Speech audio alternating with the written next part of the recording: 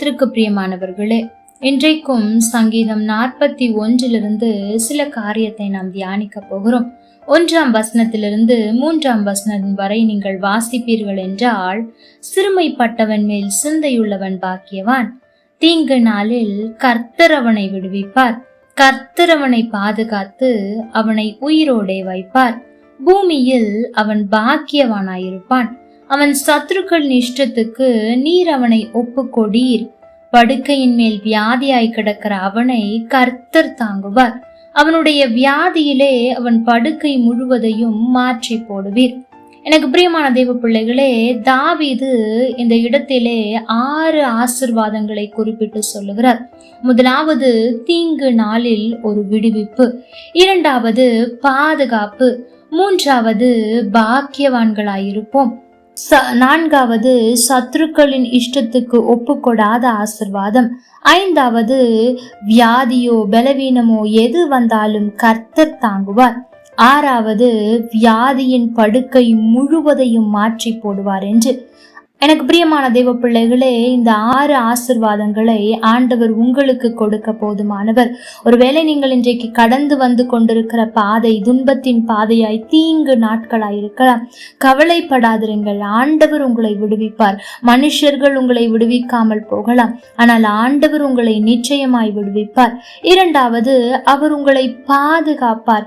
எந்த சூழ்நிலையாக இருந்தாலும் ஒரு தேவ பாதுகாப்பு உங்களுக்குள் இருக்கும். ஒருவேளை அன்றைக்கு எப்படி தானியேல் சிங்கத்தின் கெபியில் போடப்பட்டாலும் சிங்கத்தின் வாயை அடைத்து ஆண்டவர் பாதுகாத்தாரோ, ஷாத்ராக் மேஷாக் ஆபேத்நேகோவை அக்கினியில் போட்டாலும் 4வது நபராய் அவர் உலாவி அவர்களுக்கு எந்த சேதமும் அணுகாதபடிக்கு அவர்களை பாதுகாத்தாரோ, அதே போல ஆண்டவர் உங்களுடைய எல்லா சூழ்நிலையிலும் உங்களோடு கூட வருவார், உங்களை பாதுகாப்பார்.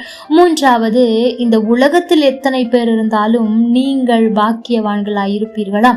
4வது, உங்களுடைய சத்துருக்களின் இஷ்டத்துக்கு அவர் ஒப்பு கொடுக்க மாட்டார். அதாவது உங்களுக்கு சத்துருக்கள் இல்லாமல் இருக்கலாம், ஆனால் உங்களை சத்ருவாய் பார்த்து சில காரியங்களை சிலர் செய்து கொண்டிருக்கலாம். உங்களுடைய ப்ரமோஷனை தடுக்க, அல்லது உங்களுடைய வேலையில் உங்களுக்கு அவப்பெயரை உண்டாக்க, உங்களுடைய குடும்பத்தின் சந்தோஷத்தை கெடுக்க என்று யார் யாரெல்லாம் உங்களுக்கு விரோதமாய் என்ன திட்டம் தீட்டினாலும் சரி, அது நடக்காது என்று ஆண்டவர் சொல்லுகிறார். 5வதாக, கர்த்தர் உங்களை தாங்குகிறவராயிருக்கிறாராம்.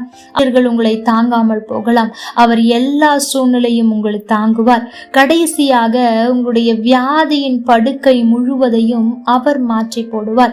எனக்கு பிரியமான தேவ பிள்ளைகளே, ஆனாலும் நான் இந்த இடத்தில் வியாதியின் படுக்கை என்று மாத்திரம் சொல்லாமல், எது எது உங்களை வீழ்த்தி விட்டிருக்கிறதோ, கடன் என்கிற படுக்கையா இருக்கலாம், பலவீனம் என்கிற படுக்கையா இருக்கலாம், அல்லது எந்த விதமான காரியமா இருந்தாலும் சரி, அந்த படுக்கை முழுவதையும் ஆண்டவர் மாற்றி போட வல்லமையுள்ளவர்.